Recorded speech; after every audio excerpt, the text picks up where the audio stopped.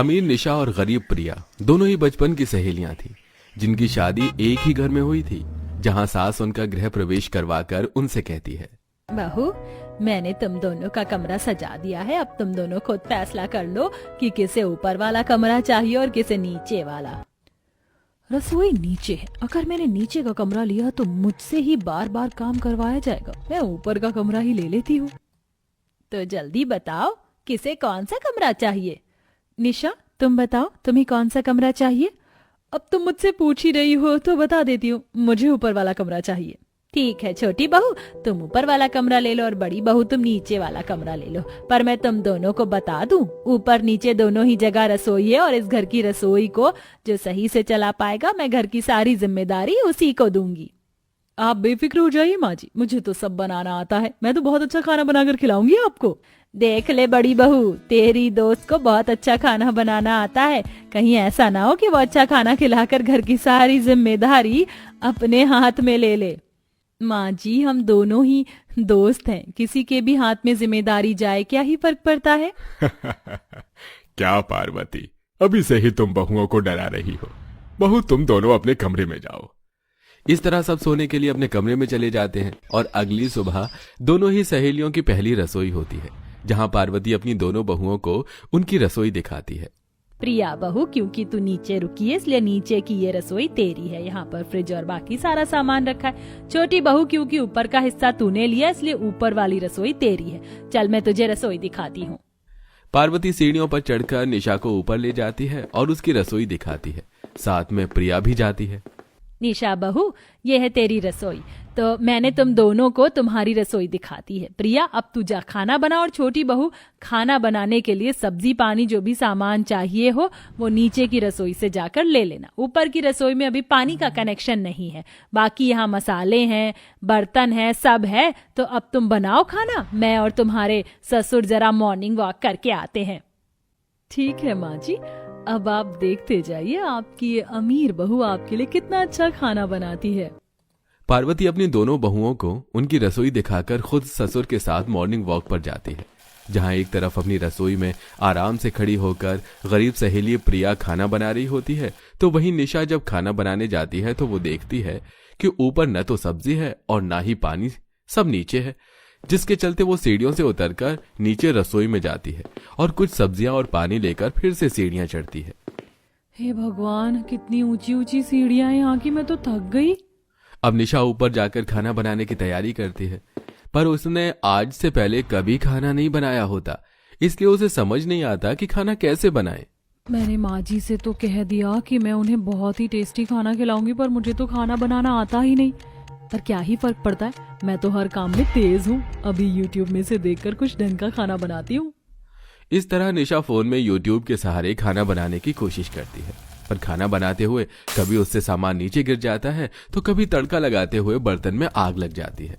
इसके बाद निशा कुकर में जैसे तैसे पुलाव बनाने के लिए रख देती है और खुद फोन चलाने बैठ जाती है, पर कुकर फट जाता है, जिससे सारी रसोई में खाना बिखर जाता है। साथ में बाकी का खाना जल जाता है। वो खुद को जैसे तैसे साफ करके रसोई साफ करती है और जो बचा कुचा खाना होता है उसे निकाल लेती है। तो वहीं नीचे की रसोई में प्रिया अपने पूरे परिवार के लिए हलवा पूरी, पनीर की सब्जी और छोले भटूरे बना लेती है और लास्ट में रोटी बनाते हुए खुद से कहती है, सब कुछ कितनी आसानी से बन गया और ये सब कुछ मेरी माँ की वजह से हुआ है।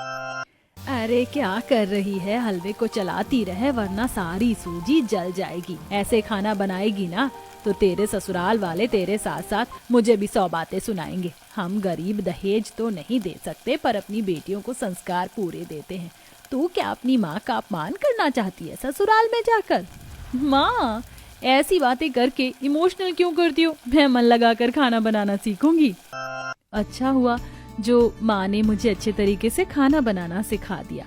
अगर मैंने खाना बनाना ना सीखा होता तो आज मेरे लिए मुसीबत खड़ी हो जाती। चलो, मेरा खाना तो बन गया, अब खाना परोस देती हूँ। इतना बोलकर प्रिया खाना बाहर डाइनिंग टेबल पर लेकर आती है, तो वहीं उदास निशा अपनी हालत सुधार कर अपना जला हुआ खाना लेकर नीचे आ रही होती है और पैर फिसलने की वजह से वो सीढ़ियों से नीचे गिर जाती है और सारा खाना भी गिर जाता है। निशा, तुम ठीक तो हो? तुम्हें ज्यादा लगी तो नहीं? मैं तो ठीक हूँ, पर मेरा खाना गिर गया। मैंने इतने प्यार से सबके लिए बनाया था। बहू कोई बात नहीं, खाना ही तो था और बड़ी बहू ने तो खाना बना रखा है। और वैसे भी आज तुम दोनों की पहली रसोई थी जो कि हो गई। और सीढ़ियों से बार बार ऊपर नीचे करते हुए थोड़ा अपना ध्यान रखना, हमारे घर की सीढ़ियां थोड़ी ऊंची हैं। इस तरह खुद और खाने को गिराकर निशा अपना झूठ सामने आने से बचा लेती है और अब वो सबके साथ बैठकर खाना खाती है। खाना खाने के बाद पहली रसोई में पार्वती और विनोद अपनी दोनों बहुओं को उसका नेक देते हैं। मैं अपनी छोटी बहू के हाथ का आज खाना तो नहीं खा सका, पर फिर भी मेरी तरफ से ये नेक, मेरी तरफ से मेरी दोनों बहू को। पर हाँ, बड़ी बहू, कहना पड़ेगा, गरीब घर से हो पर तुम्हारे खाने बनाने का ये हुनर बड़े बड़े शेफ को फेल कर देगा। हाँ भाभी, पापा ठीक कह रहे हैं। और निशा, तुम्हारे हाथ से भी एक मौका गया है, अभी और मौके आने बाकी हैं, क्योंकि हमारी माँ खाने की शौकीन है। तो माँ, अब दोपहर में आपको क्या खाना है? हाँ, आज तुम दोनों को 2 मौके और मिलेंगे। लंच और डिनर भी बनाओगी तुम।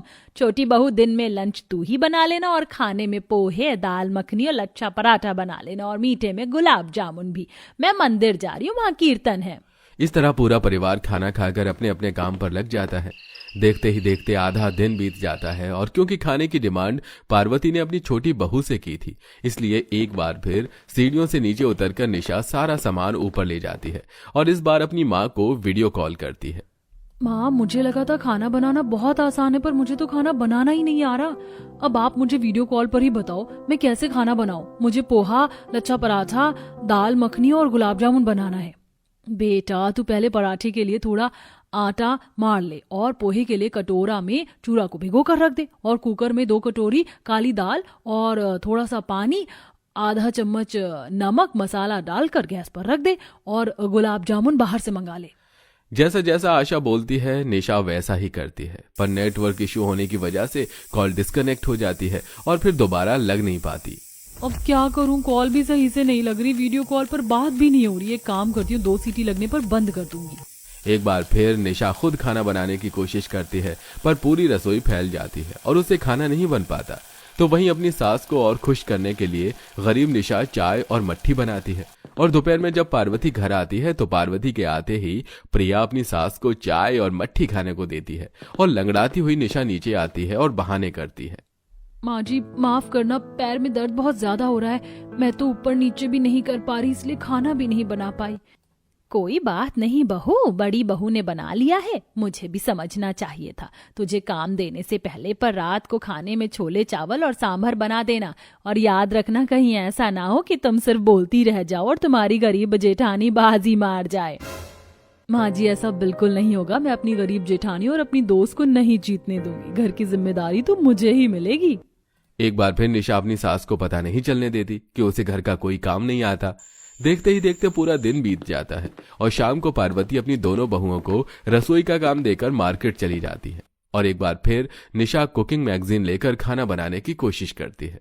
तो वहीं प्रिया भी आराम से खाना बनाती है। निशा बहुत अमीर है, उसने कभी रसोई में पैर नहीं रखा, पर वो बोल तो रही थी कि उसे खाना बनाना आ गया है। क्या पता शादी से पहले आंटी ने उसे खाना बनाना सिखा दिया। एक बार देख आती हूँ उसका खाना कितना बना। मेरा खाना तो बन ही चुका है।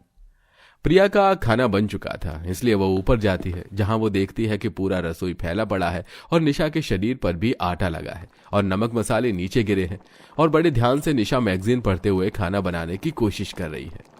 निशा, तुमने रसोई की और अपनी क्या हालत कर रखी है? प्रिया, तुम यहाँ देखो, प्लीज माँ जी को मत बताना कि मुझे खाना बनाना नहीं आता। मैंने उनसे बड़ी बड़ी बातें करी हैं, अगर उन्हें सच्चाई का पता चल गया तो वो मुझसे नाराज हो जाएंगी और मैं बहुत थक जाती हूँ सीढ़ियों से चढ़ते उतरते हैं। तुम तो जानती हो कि मैं कितनी अमीर घर से हूँ, मैंने ये सब कभी नहीं किया। तुम्हारा सही है, तुम्हें आंटी ने सब सिखाकर भेजा है। कोई बात नहीं, मेरा खाना बन चुका है और माँ जी के आने से पहले मैं तुम्हारा खाना भी बनवा दूंगी और मैं तुम्हें तुम्हारी ऊपर वाली रसोई में आकर खाना बनाना सिखाऊंगी। चिंता मत करो, तुम्हारी गरीब सहेली हमेशा तुम्हारे साथ रहेगी और माँ जी तुम्हें कभी नहीं डांटेंगी।